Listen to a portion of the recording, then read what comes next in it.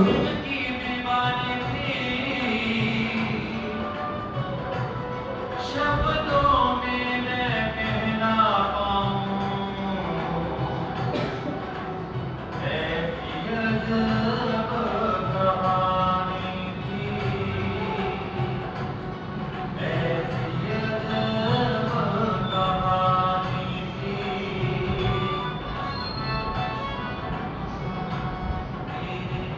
प्यार को याद करेगा ज़माना,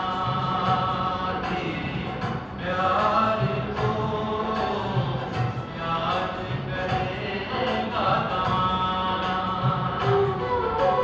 भर देती शिवरत्नों की छोड़, जब भी ज्ञान सुनाती हो, भर जाती है आँखें तब की, जब की याद में आती हो, जब की याद में आती हो।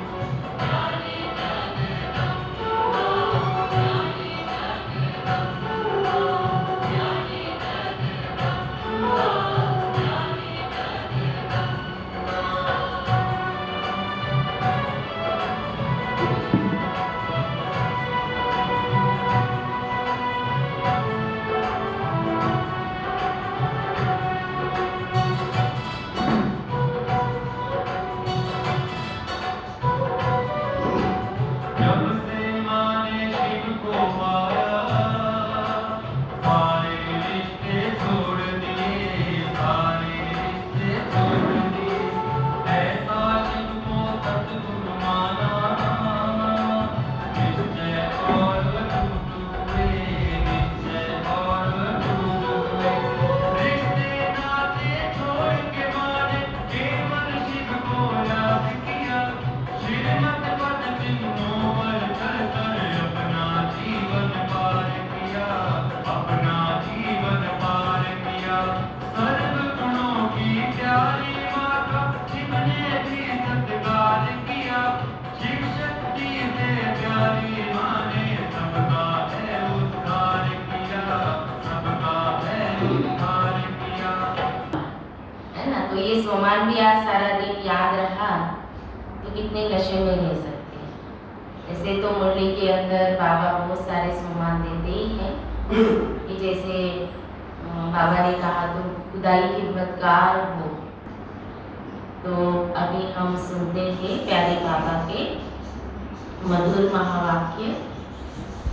आज बाबा कहते हैं मीठे बच्चे तुम जगत अम्बा कामधेनु के बच्चे और बच्चिया, तुम्हें सबकी मनोकामनाएं पूरी करनी है। अपने बहन भाइयों को सच्चा रास्ता बताना है। आज की मुरली में प्रश्न है, तुम बच्चों को बाप द्वारा कौन सी रिस्पॉन्सिबिलिटी मिली हुई है? तुम बच्चों को बाप द्वारा कौन सी रिस्पॉन्सिबिलिटी मिली हुई है? उत्तर है, बाबा कहते बच्चे बेहद का बाप बेहद का सुख देने आया है, तो तुम्हारा फर्ज है घर घर में यह पैगाम दो। बाप का मददगार बन घर घर को स्वर्ग बनाओ। कांटों को फूल बनाने की सेवा करो। बाप समान निरहंकारी निराकारी बन सबकी खिदमत करो। सारी दुनिया को रावण दुश्मन के चंबे से छुड़ाना, यह सबसे बड़ी रिस्पॉन्सिबिलिटी तुम बच्चों की है। मुरली में गीत सुना, माता हो माता, तुम्हें सबकी भाग्य विधाता। ओम शांति। यह माता की महिमा भारत में ही गाई जाती है। जगत अम्बा बरोबर भाग्य विधाता है। इनका नाम ही रखा हुआ है कामधेनु, अर्थात सब कामनाएं पूरी करने वाली। यह वर्षा उनको कहाँ से मिलता है? शिव बाबा द्वारा जगत अम्बा और जगत पिता को वर्षा मिलता है। बच्चों को यह निश्चय हुआ है कि हम आत्माएं हैं। बाबा क्या कह रहे हैं? पूरा निश्चय है बच्चों को, हम कौन है? आत्माएं। कौन सुन रहा है? आत्मा को देख नहीं सकते, जान सकते हैं। जीव और आत्मा है। आत्मा अविनाशी है, शरीर तो विनाशी है, जो इन आंखों से देखा जाता है। आत्मा का साक्षात्कार होता है। कहते हैं विवेकानंद को आत्मा का साक्षात्कार हुआ, परंतु समझ न सका। बच्चे समझते हैं हम अपनी आत्मा का साक्षात्कार करेंगे तो जैसे बाप का भी करेंगे। जैसे आत्मा है वैसे ही आत्माओं का बाप है, कोई फर्क नहीं है। बुद्धि से जाना जाता है यह बाप है, यह बच्चा है। सभी आत्माएं इस बाप को याद करती है। इन आंखों से तो न अपनी आत्मा को न बाप की आत्मा को देख सकते हैं। वह है परम आत्मा, परम धाम में रहने वाला सुप्रीम परमात्मा। भक्ति मार्ग में भी नवदा भक्ति करते हैं तो उनको साक्षात्कार होता है। ऐसे नहीं कि उनकी आत्मा इस शरीर में इस समय है, नहीं, उनकी आत्मा तो पुनर्जन्म में चली गई। भक्ति मार्ग में जो जो जिस भावना से जिसको पूजते हैं उनका साक्षात्कार होता है। ढेर चित्र बैठ बनाए हैं जिसको बाबा हमेशा कहते हैं गुड़ियों की पूजा। भावना रखने से अल्पकाल सुख का भाड़ा थोड़ा मिल जाता है। तुम्हारी बेहद सुख की बात ही निराली है। तुम जानते हो हम स्वर्ग की बादशाही लेते हैं, भक्ति से कोई स्वर्ग में नहीं जाते। जब भक्ति मार्ग पूरा होता है अर्थात दुनिया पुरानी होती है, तब ही फिर कलयुग के बाद सतयुग नई दुनिया आएगी। कोई की बुद्धि में नहीं बैठता। सन्यासी भी कहते हैं फलाना ज्योति ज्योत समाया, परंतु ऐसे है नहीं।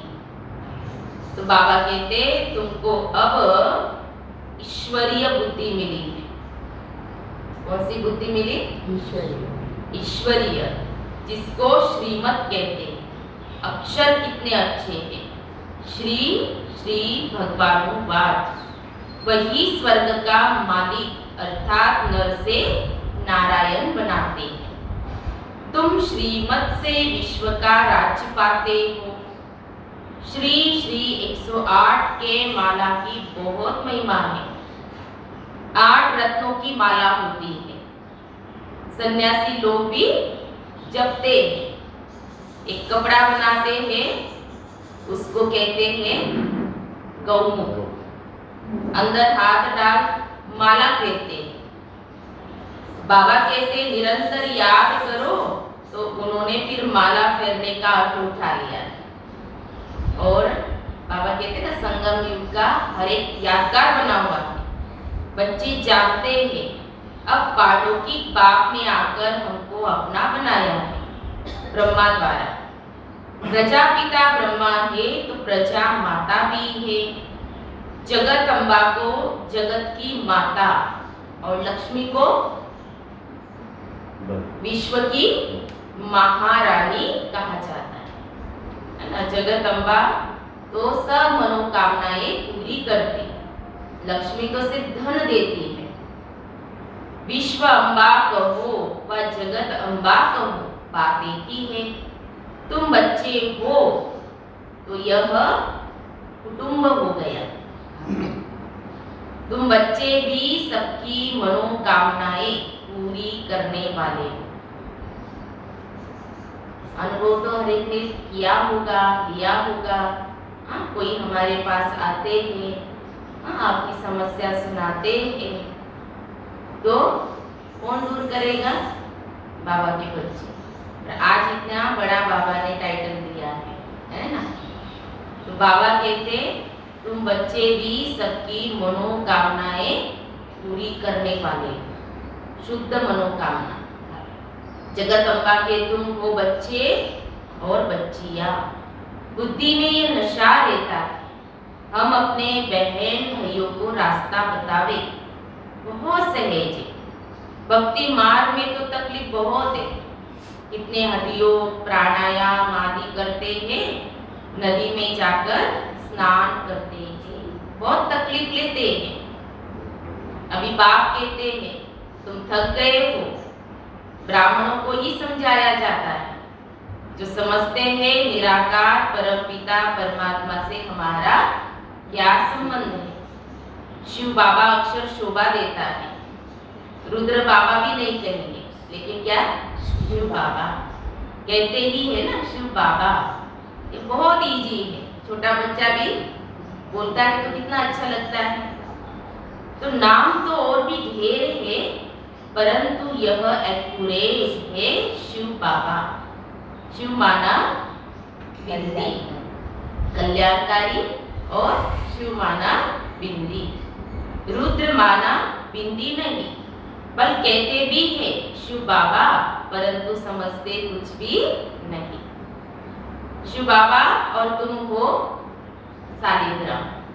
अभी तुम बच्चों के सिर पर रिस्पॉन्सिबिलिटी है। ये कहते हैं ना, हमारे ऊपर क्या है, बहुत बड़ी रिस्पॉन्स। तो बाबा ने हर एक के ऊपर कहा है, कौन सी है रिस्पॉन्सिबिलिटी? अपने भाई बहनों को रास्ता बताना। जैसे गांधी आदि समझते थे भारत को इन फॉरेनर्स से मुक्त करना है, वह तो हुई हद की बातें। बाप तुम बच्चों को रिस्पॉन्सिबल बनाते ही है, खास भारत और आम सारी दुनिया को माया रावण दुश्मन से छुड़ाना है। इन दुश्मनों ने सबको बहुत दुख दिया है, उस पर जीत पानी है। जैसे गांधी ने फॉरेनर्स को भगाया, यह रावण भी बड़ा फॉरेनर है। तो द्वापर में यह रावण घुसाता है, इसको पता भी नहीं पड़ता है। रावण आकर सारा राज्य छीन लेता है ना, धीरे धीरे क्या करता है, सारा राज्य छीन लेता है। ये सबसे पुराना फॉरेनर है जिसने भारत को ऐसा कंगाल बनाया है। उनकी मत से भारत ऐसा भ्रष्टाचारी बन पड़ा है। इस दुश्मन को भगाना है, श्रीमत मिलती है, यह कैसे भागेगा। तो रावण कैसे भागेगा, उसके लिए बाबा श्रीमत देते हैं। तुमको बाप का मददगार बनना है। बाबा कहते मेरे बनकर और फिर परमत पर चले तो गिर पड़ेंगे, उच्च पद पा नहीं सकेंगे, गाया भी जाता है, हिम्मते बच्चे मददे खुदा। और बेहिम्मत बंदा तो बेजार खुदा, है ना। बाबा कहते पहले हिम्मत का एक कदम बढ़ाओ, 1000 कदम मेरे हैं। तुम हो खुदाई खिदमत का, खुदा आकर तुम्हारी खिदमत करते हैं। उनको याद करते हैं कि हे पतित पावन आओ। खिदमत करने वाले को सर्वेंट कहा जाता है। तो हम सभी कौन हैं? सेवाधारी। बाबा कितने निरंकारी निराकार है। निरंकारी निर्विकारी बनना सिखलाते हैं। आप समान बनाकर कांटों को फूल बनाना है। गारंटी की जाती है हम विकारों में नहीं जाएंगे। यह है सबसे पुराना दुश्मन, इन पर ही जीत पानी है। कोई कोई तो लिखते हैं बाबा हमने हार खाई, कोई तो बतलाते भी नहीं है। एक तो नाम बदनाम करते हैं, सतगुरु की निंदा कराते हैं, तो वह अपना ही नुकसान करते हैं। तुम बच्चे जानते हो अभी हम शिव बाबा के पोतरे पोतरियां हैं। प्रजापिता ब्रह्मा के बच्चे। ब्रह्मा भी वर्षा शिव बाबा से लेते हैं और तुम भी उनसे लेते हो। बच्चे जानते हैं बाबा से कल्प पहले वर्षा लिया था। आत्मा समझती है, आत्मा ही एक शरीर छोड़ दूसरा लेती है, शरीर का नाम पड़ता है। शिव बाबा तो सिर्फ नॉलेज देने के लिए लोन लेते हैं। शिव भगवान उवाच ब्रह्मा के तन द्वारा, बाकी जास्ती बातों में जाने की दरकार नहीं है। आत्मा निकल जाती है फिर क्या होता है, कैसे आती है? इन बातों में भी जाने से कोई फायदा नहीं। तो बाबा कहते ये तो साक्षात्कार है, जो कुछ भी होता है साक्षात्कार है। सूक्ष्म वतन का रास्ता अभी खुला हुआ है, बहुत जाते आते हैं और कभी भी जा सकते हैं, है ना। इसमें ज्ञान योग की कोई बात नहीं है। भोग लगाते हैं, आत्मा आती है, खिलाते पिलाते हैं, तो ये सब है चिट-चैट। बाप का बच्चों पर बहुत लव है। तुम बच्चे कहते हो बाप दादा हम आए हैं। शिव और प्रजापिता ब्रह्मा है और ब्रह्मा को कहते ही है ग्रेट ग्रेट ग्रैंडफादर। कितना बड़ा सिजरा है। इनको शिव बाबा तो नहीं कहेंगे, यहाँ यह मनुष्यों का सिजरा है, यह कार्पोरियल की बात है। सभी बिरादरियों से यह पहला नंबर मुख्य बिरादरी गाई जाती है। बड़ा नाटक है ना। अब बच्चे अच्छी रीति समझते हैं, कोई नहीं भी समझते होंगे। इतना तो समझते होंगे बरोबर शिव बाबा सबका बाप। ये समझ में आ गया, सब कुछ आ गया, है ना। वर्षा मिलना है दादे से, इनको भी उनसे मिलता है। अच्छा ब्रह्मा को भी भूल जाओ, सगाई हो गई बाकी क्या। सगाई होने के बाद बाकी क्या बाबा कहते हैं, फिर दलाल को याद नहीं किया जाता। ये दलाल है, सगाई कराते हैं। कहते हैं ये बच्चे आत्माओं से बात करते हैं। आत्मा याद करती है बाबा आकर हमको पावन बनाओ। तो बाबा कहते हैं मुझे याद करो तो तुम पावन बनते जाए, और कोई उपाय नहीं है। शांति धाम से फिर तुमको स्वर्ग में भेज देंगे। यह है पियर घर और वह है ससुर घर।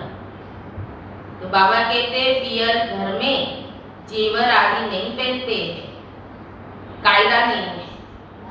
और यह तो आजकल फैशन हो गया है। इस समय तुम जानते हो हम ससुर घर जाकर ये सब पहनेंगे। शादी के समय कन्या का पहले सब उतार देते हैं, पुराने कपड़े पहनते हैं। जानते हो बाबा हमको श्रृंगार रहे हैं ससुर घर ले जाने के लिए। तो बाबा ने कहा कि ससुर घर में 21 जन्म हम सदा के लिए रहेंगे। हाँ, उसके लिए पुरुषार्थ करना पड़े, पवित्र रहना पड़े।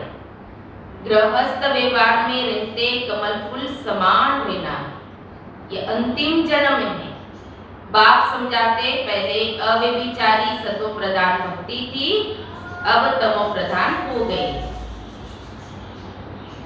बॉम्बे में गणेश की पूजा होती है। देखो बाबा ने पहले वो बात कही बच्चों के लिए और फिर बीच में भक्ति आ गई। तो भक्ति कैसे हो गई है, व्यभिचारी तमो प्रधान। बॉम्बे में गणेश की पूजा होती है, लाखों खर्च करते हैं, देवताओं को क्रिएट कर उनकी पालना कर फिर डुबो देते हैं, विनाश कर देते। तीनों कार्य, स्थापना भी, पालना भी और विनाश भी। अभी तुम बच्चों को वंडर लगता है तो तुम समझा सकते हो यह क्या रस्म रिवाज है। देवी को जन्म दे बुझाकर खिला पिलाकर शाद मानाकर फिर क्या करते डुबो देते वंडर है। तुलसी की शादी किसके साथ दिखाते? तुलसी की शादी कृष्ण से दिखाते, बड़े धूमधाम से शादी करते हैं। फॉरेनर्स ऐसी बातें सुनते तो समझते शायद ऐसा होता होगा, तो बेचारों को क्या मालूम है, भारतवासी गुमराह हो गए हैं और उनकी तो बात ही अलग है, ये कर रहे हैं, है ना। तो क्या क्या बैठ बातें बनाई हैं। यहाँ तो जुआ आदि की कोई बात नहीं है, वह तो कह देते हैं पांडवों ने जुआ खेला और द्रौपदी को दांव पर रखा। क्या क्या बातें बनाई हैं। हाँ, इससे राजयोग की बात तो बिल्कुल गुम हो जाती है। द्रौपदी का जन्म दिखाते हैं, ये कैसे हुआ, है ना। अब ये द्रौपदी तो नहीं थी, बाबा कहते तुम सब कौन हो? द्रौपदिया। अब बाप कहते मुझे याद करो, ये तो बिल्कुल सहज बुद्धि में आना चाहिए। हम 21 जन्मों के लिए स्वर्ग शिव सागर में जाते हैं। अभी यह है विषय सागर, विषय सागर से निकल फिर शिव सागर में तुम जा रहे हो। तुम्हारी है नई बातें, मनुष्य सुनकर बंडर खाएंगे। तुम बच्चे समझते हो बरोबर स्वर्ग में हम बहुत सुखी रहेंगे। हम विश्व का मालिक बनते हैं, वह हमारी राजधानी कोई छीन न सके। अब तो कितनी पार्टीशन है, लड़ते रहते हैं। तो बाबा कहते तुम बच्चों को समझाना है। क्या समझाना है? कि तुम्हारा असुल दुश्मन है रावण, इन पर तुम कल्प कल्प जीत पाते हो। माया जीते जगत जीत बनते हो। यह है हार जीत का खेल। तुम जानते हो हम विजय जरूर पहनेंगे।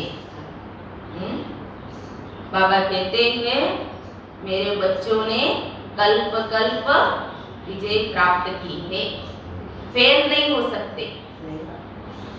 विनाश सामने खड़ा है, रक्त की नदियां बहेंगी, कितने नाहक मरते हैं। इनको नर अथवा भ्रष्टाचारी पति दुनिया कहा जाता है। गाते तो है पतित पावन आओ। बाप कहते जैसे तुम आत्मा स्टार हो, मैं भी स्टार हूँ। हम भी ड्रामा के बंधन में बांधे हुए हैं, इनसे कोई भी छूट नहीं सकते। नहीं तो मुझे क्या पड़ी है जो इस पति दुनिया में आऊं। बाबा कहते मैं भी ड्रामा के बंधन में बंधा हुआ, मैं तो परम धाम में रहने वाला हूँ ना। इस ड्रामा में हर एक अपना अपना पार्ट बजाते हैं। जैसे हर आत्मा अपना अपना पार्ट बजा रही है, वैसे मुझे भी बजाना पड़ता है। कोई फिक्र की बात नहीं। यहाँ तुम फकूर अर्थात नशे में बेफिक्र रहते। क्या कहा बाबा ने? यहाँ तुम फकूर अर्थात नशे में बेफिक्र रहते हो। नशे में सब कुछ भूल जाता है ना व्यक्ति। तो बाबा कहते हैं इतना सुंदर नशा बाबा ने हम बच्चों को दिया। कौन सा? नारायणी नशा। और आज की मुरली में तो कितने सारे बाबा ने सुमान दिए हैं, है ना, वो नशे में रहने के। तो बिल्कुल सिंपल है, बाप कोई तकलीफ नहीं देते। देखो भक्ति मार्ग बाबा ने कहा ना, कॉन्ट्रास्ट बाबा बताते भक्ति मार्ग और ज्ञान मार्ग। सिर्फ याद करना और कराना, सहज बात। बेहद का बाप बेहद का सुख देने आए हैं। घर घर में तुमको निमंत्रण देना है, इतना काम करना है। तुम बच्चों पर भारी रिस्पॉन्सिबिलिटी है। माया भी देखो एकदम सत्यानाश कर देती है। भारत कितना दुखी हो गया है, दुख माया ने दिया है। अब तुम बच्चों को बाप की मदद कर कांटों को फूल बनाना है। तुम जानते हो हमारे इस ब्राह्मण कुल में किस किस प्रकार के फूल हैं। सर्विस करेंगे तो पद भी पाएंगे, नहीं तो प्रजा में चले जाएंगे। मेहनत है ना। तो बाबा कहते बहुत बच्चे हैं जो सर्विस में लगे हुए हैं। कोई बच्चियों को छुट्टी नहीं मिलती, बहुत मार खाती है। इसमें क्या चाहिए? हिम्मत चाहिए, डरना नहीं चाहिए, बहादुरी चाहिए। देखो बाबा ने क्या क्या कहा। कोई सेवा करना चाहते हैं लेकिन घर से छुट्टी नहीं मिलती है माताओं को, तो बाबा ने कहा हिम्मत चाहिए, डरना नहीं चाहिए, बहादुरी चाहिए, नष्ट मोह भी चाहिए। मोह भी कम नहीं है, बड़ा प्रबल है। कईयों का मोह तो प्राणियों में भी इतना होता है। एक माता मुझे बहुत बता रही थी कि हमारा जो कुत्ता है ना वो गुम हो गया है। पुलिस में भी कंप्लेंट दी लेकिन मिल ही नहीं रहा है ना। तो देखो कहाँ कहाँ अटैचमेंट हो जाती है और उससे निकलना मुश्किल। अभी वो जब तक नहीं मिलेगा तब तक क्या वो सोचती रहेगी क्या हो गया, उम्र तो नहीं गया, कौन लेके गया, बुद्धि कहाँ जा रही है, उतना समय क्या वेस्ट गया। तो बाबा कहते ना मोह भी कम नहीं है, बड़ा प्रबल है। साहूकार घर की होगी तो बाबा पहले अभिमान तोड़ने के लिए कहेंगे झाड़ू लगाओ, बर्तन मांजो, प्रतिष्ठा को लेके ना बाबा। अच्छा, मीठे मीठे सिखी लदे बच्चों प्रति माता पिता बाप दादा का याद प्यार और गुड मॉर्निंग। रूहानी बाप की रूहानी बच्चों को नमस्ते। हम रूहानी बच्चों की रूहानी बाप दादा को याद प्यार और नमस्ते नमस्ते नमस्ते। ओम शांति ओम शांति ओम शांति। शुक्रिया बाबा। धारणा के लिए मुख्य सार। आज की मुरली का सार 2 पॉइंट में पहली है श्रीमत पर बाप का पूरा पूरा मददगार बनना है। पर मत व मनमत पर नहीं चलना है। नष्ट मोहाबन हिम्मत र सर्विस में लगना है। दूसरी पॉइंट, अभी हम पियर घर में हैं। यहाँ किसी भी प्रकार का फैशन नहीं करना है। स्वयं को ज्ञान रत्नों से श्रृंगारना है, पवित्र रहना है। प्यारे बाबा का वरदान है दुख को सुख, ग्लानि को प्रशंसा में परिवर्तन करने वाले पुण्यात्मा भव। दुख को सुख, ग्लानि को प्रशंसा में परिवर्तन करने वाले पुण्यात्मा भव। विस्तार है पुण्यात्मा वह है जो कभी किसी को न दुख दे और न दुख ले, बल्कि दुख को भी सुख के रूप में स्वीकार करे।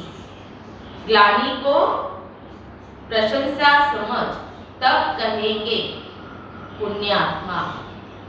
यह पाठ सदा पक्के रहे कि गाली देने वाली व दुख देने वाली आत्मा को भी अपने रहम दिल स्वरूप से रहम की दृष्टि से देखना है, ग्लानि की दृष्टि से नहीं। वह गाली दे और आप फूल चढ़ाओ तब कहेंगे पुण्यात्मा। फूल चढ़ाओ माना गाली दे और आप फूल चढ़ाओ तब कहेंगे पुण्य आत्मा। तो अंदर से उसके प्रति क्या हो, शुभ भावना, रहम की दृष्टि। स्लोगन है, बाप दादा को नैनों में समाने वाले ही जहान के नूर, नूरे जहान है।